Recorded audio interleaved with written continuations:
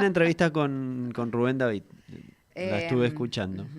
bueno, muchas gracias y sobre todo el agradecimiento a él porque está bueno, que eso es lo que tendrían que escuchar nuestros políticos, ¿no? La primera mano, ¿no? El que está ahí. Creo que fue muy esclarecedora y nos da un Ujú. poco de pie para este espacio que hablamos de economía y emprendimientos, un poco para marcarlo, ¿no? Yo lo escuchaba y escuchaba cómo él, como un capitán de un barco, ha ido relatando esta mañana el derrotero que lleva en navegando con su empresa, que no es una empresa desconocida en Mendoza, ¿no? Es uno de los principales proveedores para la industria de gastronomía, es para los mendocinos en general, ¿no? Y él marcaba que han sido siete meses muy difíciles.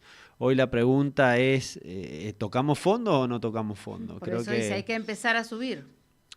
bueno, ahí estuvo la pregunta principal. Yo creo Ujú. que ahí es donde quiero ir un poco hoy. Es, ¿tocamos fondos o no? ¿Qué dicen los analistas? Bueno, parece que el mes de agosto presenta indicadores nuevamente que por lo menos el gobierno va a presentar con mucho énfasis, ¿no? Una caída no muy considerable, pero una caída al fin del riesgo país, una retracción del dólar paralelo de un 5 o 10% en comparación con julio. La inflación que se está especulando está entre el 3 y el 4, pero más cerca del 3. Y bueno, entonces el signo de la actividad, el signo de pregunta que nos empezamos a hacer los ciudadanos de a pie, los Rubén David, es, che, ¿y el nivel de actividad? Claro, ¿qué Porque hacemos? puedo entender que este sea el piso, puedo entender de que acá no caigamos más, pero Rubén David lo dijo con claridad. Con este nivel de subsistencia de actividad económica, las empresas tal como están, parecería que van a tener grandes dificultades para por lo menos continuar en los volúmenes de empleo, producción, venta que tienen configuradas. Entonces nos llama a preguntarnos, bueno, puede ser un piso, pero eso no es un aliciente. El festejar que se tocó fondo eh, parecería que es festejable desde el punto de vista de la política económica del gobierno, pero para las empresas es un fondo demasiado profundo. Lo dijo también, que también lo resaltamos cuando Ale Vigil hizo un lío, podríamos decir, en Sí. Hagamos Lío, dijo el Papa. Bueno, Ale Vigil, que siempre tiene unos posteos maravillosos con las imágenes, con todo lo que cuenta y con ese Sí. empuje y cómo nos hace también partícipes de esta, terminamos siendo una vidriera, ¿no? Para el mundo a partir de su laburo justamente en la parte gastronómica y de los vinos. Ujú. Y resulta que esta semana dijo, no pasa nada en Mendoza. Y no es Mendoza, es el país, es un Es el nivel freno. de debate y a mí me gusta, viste, aprovechar el tiempo que conversamos con ustedes para ir de lo general a lo particular. Entonces, me gustaría después de charlar este momento de coyuntura, ver qué tienen que hacer las empresas hacia adentro, porque Claro. en definitiva, yo El temor más grande es los despidos. lo que yo propongo siempre en este espacio es, bueno, sí, hablamos, debaten mucho de política, de economía, ¿y qué hago yo? ¿Y qué hacemos? ¿Qué hago el Ujú. lunes? Bueno, Sí. ahí lo que te voy a proponer es que planteemos una serie de herramientas que las empresas tienen muy fácil a disposición para empezar a analizarse. Está claro de que, ahora hablamos de lo que me propones, pero está claro que el nivel de actividad ha tocado fondo. Está claro de que con este nivel de actividad la supervivencia de las pymes es casi muy difícil. Y esto nos llama a decir, che, las pymes van a tener que replantearse puertas adentro. Ya lo hablamos en algún programa Han antes, ¿no? cerrado muchas, Diego. Ya lo hablamos en un programa antes. Ese programa en el que vos hablaste justamente de qué hacer hacia adentro, también tuvo muchísima repercusión en los posteos, en las redes, impresionante. Y vuelvo, no solamente acá, sino también en el exterior, los que vieron el programa. Está claro de que con este nivel de supervivencia la pyme lo que tiene es un escenario en donde debe adaptarse. Yo creo que no debe existir ningún empresario pyme del país que pueda adivinar el futuro. Entonces, nada, o sea, ¿qué hace un empresario pyme? Dice, bueno, acá tocamos fondos, llevo 7 meses de caída, los últimos 2 o 3 se ha mesetado, vendiendo lo mismo, no se profundiza el problema, pero no mejora. Y lo que uno conversa con su conciencia es hasta dónde llego. No hay que mentirse. ¿Cuánto aguanto? ¿Cuánto aguanto? ¿Cuánto quemo? ¿Cuánto combustible? Esto es como manejar un avión o capitanear un barco y decir, che, ¿y ahora a qué puerto voy? Porque no me puedo quedar sin combustible en el medio del mar. No me puedo quedar sin combustible con el avión a 10.000 pies. Tengo que aterrizarlo en algún lado. Y ese aterrizar el avión a veces implicará decisiones muy difíciles si no se tiene el combustible necesario para llegar de acá a un año. Suponete que la recuperación de este país, como ya se está empezando a plantear, llega el año que viene a mitad de año. Bueno, hay pymes que no llegan. Entonces necesariamente hay que empezar a desplegar estrategias de manera inmediata para salvar el capital. Pero ¿cómo llegás si no tenés crédito? No llegás. No, es que no estamos hablando de llegar. Tenés que aterrizar, hacer un aterrizaje de emergencia. Forzoso, digamos. Lamentablemente, porque si vos te quedas procrastinando hasta que esto mejore, bueno, tu empresa se la lleva el demonio, lamentablemente. Entonces, es muy importante comenzar a analizarse, a autoanalizarse de lo que está pasando en tu empresa. Y utilizar herramientas profesionales y que están muy al alcance de todas las pymes, las vamos a nombrar ahora, para ver, che, ¿qué hago? ¿Me achico? ¿Aguanto? Recorto un área, cierro un negocio, dejo de vender un producto, dejo de hacer un servicio. Claramente esto está muy lejos del debate que plantea muchas veces, me lo nombrabas Alejandro Vigil, que es un ícono en la provincia, que el Messi de los vinos. Sí, sí, pero además en el ambiente de negocios es un marcador de tendencias de discusión. Claro. Pero bueno, esa discusión muchas veces pasa muy lejos de las pymes, esa es una realidad. Yo estoy en un negocio similar al de Alejandro, pero yo soy consciente de que esa discusión, si Mendoza es cara o es barata, está muy... Pero él habló de costos, es que los costos ya no se pueden sostener. Bueno, vamos a profundizar. Creo que Rubén David claro, estamos en un nivel de precios comparados con años anteriores que empiezan a ajustarse. La Argentina tiene costos que son muy altos en algunos aspectos y muy bajos en otros. ¿El salario argentino es un costo? Sí. ¿Es muy alto? Y los salarios no se... Bueno, no. Entonces no... Pero los impuestos que vos estás pagando... Ahí se derriba un mito. O sea, ¿los costos son altos? Yo no creo que un empleado hoy gane $700, $600 y me parece un salario de subsistencia. Si pensamos que eso y el salario es un precio de la producción. Entonces digo, bueno, por un lado nos encontramos con que el salario, que es un precio y un costo que es parte de nuestra cadena de producción y de valor, está en los mínimos mundiales. Claro. Nadie quiere un empleado que gane $500 ni 700. Por otro lado, sí es cierto que adquirir una computadora, adquirir un teléfono, adquirir indumentaria, es caro. Hablo de esto porque son factores que pueden ser parte del proceso de valor. No hablo de los precios que tienen que ver con los consumidores finales. Y en esto no puedo decir que ir a comer al restaurante tal o de cual es caro, porque no es parte de un proceso, no es un insumo de un proceso de valor agregado de producción. Es decir, ir a comer al restaurante de tal o cual no hace a la economía. Ese restaurante abrirá o cerrará en función de si tiene clientes o no. Y yo conozco restaurantes de Mendoza que tienen valores de restaurantes europeos y siguen llenos. Bueno, ¿por qué? Porque el mercado lo valida. Y restaurantes que tienen precios de subsistencia y están baratos. Y están vacíos, perdón. Vacíos. ¿Y por qué están vacíos? Porque el mercado no lo valida. No valida ni el precio bajo ni la calidad que ofrece. Digo, ¿es importante esa discusión para las pymes? Para mí no. Honestamente.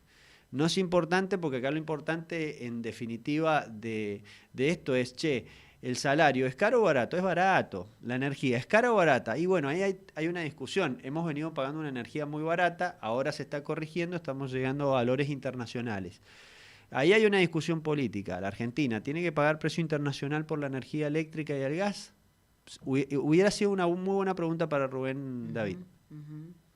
Claro.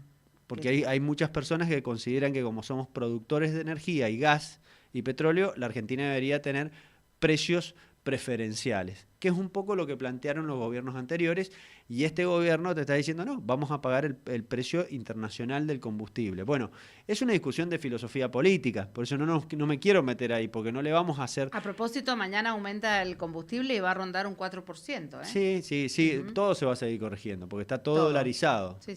Cuando ya vos decís, voy a pagar combustibles, gas y energía a menos dólar, el salario. a precio, y bueno, entonces digo, la discusión de que Argentina es cara es una discusión sin sentido, honestamente. No sé si son caras las cosas, lo que sí me queda claro es que el salario es barato. O que a la gente no le alcanza para pagar las cosas. Entonces, la discusión está en el salario, no está en el precio. El precio de los bienes finales... Y los impuestos que pagan. El precio de los bienes finales lo va a dar la capacidad de los consumidores de poder pagarlo. Si los argentinos en general tienen salarios muy bajos, no van a poder consumir productos. Entonces, está claro que tiene que haber... Ahí va a ser muchísimo peor porque no solamente estamos viendo el incremento de la pobreza, estamos viendo el incremento del deterioro de la calidad de vida que tienen. Y ya no hablemos exclusivamente de los jubilados, estamos hablando de familias tipo que directamente han hasta corrido o decidido sacar a sus chicos tal vez de un colegio privado que no es demasiado alto, pero que necesariamente se había elegido por X razones, calidad, bueno, hay un montón de razones por las cuales vos elegís que tus hijos vayan a un colegio privado o cercanía o lo que fuere, u horario, y resulta que los están trasladando a una escuela pública porque no pueden pagar la cuota. Cuota que probablemente es de $200. De un colegio y de un colegio. ¿Cuánto gana una pareja tipo hoy en día? Digo, es caro un colegio doble escolaridad, con docente, con estructura, con infraestructura, mantenimiento, sereno, cobrar $200, un colegio, el que le da educación y valores de alguna manera a tus hijos. Me parece que no parece caro. Lo que pasa es que empieza a parecer caro cuando te enterás de que la gente gana 600, 700, 800, $1.000. Claro, no te da para pagarlo. No te da para pagarlo. Entonces el problema no está de vuelta en los precios. Hay que ver cómo se sale de este entrampado en donde los precios se están corrigiendo a niveles internacionales, a niveles como los que estamos viendo, y el salario queda entrampado en valores tan... Ahora, vos vas a decir, che, pero la empresa no puede pagar más. No estoy diciendo que las empresas puedan pagar un mejor salario. Está claro que el problema no son las empresas. El problema es el contexto, la coyuntura. La cuestión macroeconómica. Y aquí sale, y para terminar esto y empezar a ir al punto... Porque vamos a ir a la tanda. Ir al punto, digo, acá está la gran respuesta de por qué el gobierno duda tanto en salir del cepo. La salida del cepo supone que va a haber una nueva devaluación. El gobierno aspira a que esa devaluación sea la menor posible. ¿Por qué? Y porque una devaluación va a deteriorar mucho más los salarios. Entonces va a deteriorar mucho más la capacidad de los argentinos de comprar. Entonces vos acá ya tenés una razón por la cual el gobierno piensa, no voy a salir del cepo en estas condiciones porque se me va el dólar a 1.400, por ponerte. Entonces el salario argentino medido en dólares se va a reducir a la mitad, o un poco menos de la mitad. Entonces digo, ahí hay una gran explicación. Por otro lado, vos tenés las empresas que necesitan la salida del cepo. ¿Por qué? Porque la salida del cepo va a generar otro ámbito absoluto para la economía. Va a generar financiamientos, va a generar una mirada de largo plazo. Con cepo no hay mirada de largo plazo. El cepo es la regulación más grande, amorfa y distorsiva que tiene el país. Pero ¿y las consecuencias de eliminar el cepo? La realidad que el gobierno tiene enfrente esa gran decisión. La decisión de saber que sacar esa compuerta es muy peligrosa en términos de pobreza, actividad económica y consumo, al mismo tiempo de que sabe que si no saca esa compuerta, el plan económico o el programa que presuntamente tiene el gobierno y que está llevando a cabo con éxito en algunas variables, como las vemos, no desconozcamos el éxito del programa económico. El tema es que ya se agotó esta etapa embrional, ¿Qué es lo que dice? Vuelvo y termino con Rubén David. Rubén David dice, che, pero ya llevamos 7 meses, tocamos fondo, llevamos 3, ¿y qué hacemos? ¿Y para qué hay una salida? 8 ahora. 8 meses, ¿para qué hay una salida? El programa del gobierno tiene que meter segunda. Y la realidad, que sea en octubre, noviembre o diciembre, meter segunda significa salir del cepo. Sin salida del cepo, habrá quedado, y con esto quiero ser concluyendo, habrá quedado este gobierno en un programa económico absolutamente embrional. Vamos a seguir navegando en la ficticia realidad de un cepo que te pone una tasa de interés ficticia, que te genera una inflación ficticia, porque claramente no hay inflación porque el dólar está acollarado. Claro. Entonces digo, bueno, para que se acabe la ficción y el gobierno demuestre realmente si puede con política económica y con su ideología domar la economía en serio, tiene que sacar el cepo. Si no, no nos está demostrando a los empresarios absolutamente nada. Hay un gran debate de acá a los próximos 3 meses. Y en ese contexto, las empresas van a tener que tomar decisiones. Y lo que vamos a hacer es hablar de eso en el próximo bloque. En 6 minutos le quiero mandar un beso especial a Tessa, que es la hija de Diego Stortini, que nos está escuchando, tiene 11 o 12 años y ya está opinando sobre economía. Claro, con el padre que tiene. ¿Qué dice Tessa en el mensaje? Tessa se pregunta si tocamos fondo o no tocamos fondo. Bueno, está dudando. Es lo que nos preguntamos todos, ¿no? Qué tremendo, porque ¿qué vamos a hacer? Y tenemos otro mensaje que nos lo envía Sandra de Luján. Dice, hola Victoria y a todo el piso, concuerdo con lo que dice Diego, no tengo problemas en pagar el costo de la energía, lo que sí quiero es que con esa recaudación se hagan obras, inversiones en mantenimiento para mejorar el servicio. Acá en Luján la baja tensión que hay en los transformadores y el deterioro de cables es impresionante y EDEMSA te aumenta todos los meses. Gracias Sandra por tu opinión. Bueno, nosotros nos vamos a ir a la segunda parte de nuestra charla con Diego. Y bueno, ¿qué hacemos o qué le decimos a las pymes, a los emprendedores? Bueno, esto es lo que hablábamos, ¿no? Aquellos que se autogestionan, porque no todos cobran un sueldo religiosamente, no sé, el 31 de agosto o el 5 de septiembre. Necesitamos darle herramientas. ¿Cuáles? Bueno, ya planteamos el escenario. Manejar una pyme es llevar como dijimos, capitanear un barco, pilotear un avión, que tarde o temprano tiene que tener un destino. Y tenés que tener el combustible para llegar a destino. Y yo creo que en este contexto donde estamos, es como que te vas quedando sin combustible y tenés que empezar si tu empresa está empezando a sentir mucho la crisis, empezar a ver qué vas a hacer, porque no tenés claro cuándo esto termina.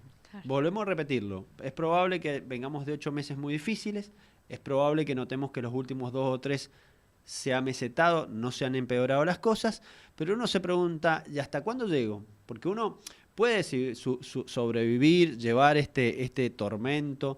Hay empresarios que conozco que están quemando sus propios ahorros para mantenerse, porque dicen, bueno, muchas veces nos ha tocado pasar crisis que decís, bueno, tengo, como se dice, el famoso canuto, y vas usando el canuto para salir adelante, sabiendo que dentro de 3, 4, 5 meses se recupera. Pasó en Mendoza. Mendoza cerró el aeropuerto por las remodelaciones, cayó el turismo, y el turismo sabía que eran 3, 4 meses. El tema pero tenías ahí está el punto. Ahí tenemos el punto. La incertidumbre creo que este nos mata contexto, a todos. por lo que dijimos, y que es un contexto que está claramente más visible ahora, este programa económico que ha logrado muy buenos resultados, la inflación ha bajado, seguramente lleguemos al 3, probablemente ya no empeoremos más, probablemente tengamos algunos indicadores que se festejen por el gobierno, el riesgo país, que el dólar no sube, pero eso a la pyme no le cambia el escenario. Le cambiaría el escenario que la actividad económica mejore, aumente, pero ese escenario claramente no está a la vista, y también depende mucho de que el gobierno avance con más franqueza en el programa, y hablábamos en el corte que meta segunda el gobierno, que ponga segunda quiere decir que levante el cepo, esa es la realidad. Y sacar el cepo tiene consecuencias sociales, entonces como que las pymes empezamos a ver, che, ¿ya hasta cuándo? Entonces, el hasta cuándo se responde fácil, hay que empezar a analizarse. Lo primero que tiene que hacer hoy lo más sensible para el consumidor es el precio. Por eso la discusión que muchas veces se pone en Mendoza es, ¿somos caros o somos baratos? Y bueno, en realidad, no sé si somos caros o baratos, eso te lo dice tu consumidor. Si tu negocio está lleno y vos sos caro es porque está bien. Pero si tu negocio estaba vacío, lo primero que tenés que mirar son tus precios. Y eso es meterse hacia adentro, ver qué costos tenés, qué margen te estás dejando y ver si tus precios son razonables. Pero ahí no acaba el análisis. Ahí aparece la primera herramienta. La primera herramienta se llama benchmarking. ¿Qué quiere decir? Y compararte. Tenés que compararte tus procesos, tus precios, tu dimensión de personal, las características de tu negocio con el que tenés enfrente. Sobre todo si el que tenés enfrente está lleno, míralo más. Claro. El benchmarking es una herramienta muy fácil de utilizar porque es una investigación de mercado que elige 3, 4, 5, 10 referentes del sector, los observa, los mira. Es fácil porque hoy los precios de los productos están en Internet. También podés observar un poco sus dimensiones, sus características, qué hacen. No elijas al líder del segmento, ¿no? Porque todos sabemos que en todas las actividades, en todos los comercios, en todas las empresas, hay líderes que claramente tienen un posicionamiento que va a ser muy difícil que vos te compares. Pero elegí emprendimientos o pymes que se parezcan a la tuya. Y Bien. fíjate, primero el benchmarking es, o el método de comparación es un método de análisis de competitividad que nos permite empezar a establecer un diagnóstico. ¿Por qué? Porque estamos hablando de que estamos en un escenario muy complicado en donde tenemos que empezar a diagnosticar nuestra empresa. Y el diagnóstico lo generás sobre una hipótesis también. Hay algo que no hablamos, que va a resultar muy fácil de entender. En una crisis tan grande como la que vivimos, el consumidor cambia sus necesidades, cambia sus prioridades. Hablábamos de que antes se salía a comer. Claro, sí. Hablábamos de que antes era más fácil tomarse el gustito de comprarse un vino tal o cual y muchas cosas. Bueno, el consumidor con el contexto actual cambió sus necesidades. Y lo hemos dicho en otro programa, Vicky, perdón por el desorden, pero me va saliendo así, que un negocio se basa sobre una necesidad. Si un negocio, si una pyme no está satisfaciendo una necesidad o un grupo de necesidades claras, realmente empieza a preguntarse si el negocio es sostenible o no. Para que un negocio sea sostenible debe satisfacer necesidades. Debe ser siempre, un pyme debe tener claro siempre de que se levanta para cubrir necesidades de sus consumidores. Si las necesidades de esos consumidores cambiaron, entonces tiene que ver esa pyme, no deberé cambiar el enfoque de mi negocio o no deberé cerrar, no deberé vender a otra cosa, porque vuelvo, todo no es precio, ¿no? Uno va a analizar, puedo estar caro o barato, pero también puede ser que las necesidades hayan cambiado y los consumidores de ese producto no existan más o lo hayan sustituido por otro. Y esto pasa mucho en la industria, en una industria muy importante de Mendoza, que es el vino. Los niveles de vinos de media, alta gama, que antes eran de más fácil acceso para la población porque quizás por la distorsión que teníamos y por los subsidios la gente podía destinar más recursos a comprar vinos.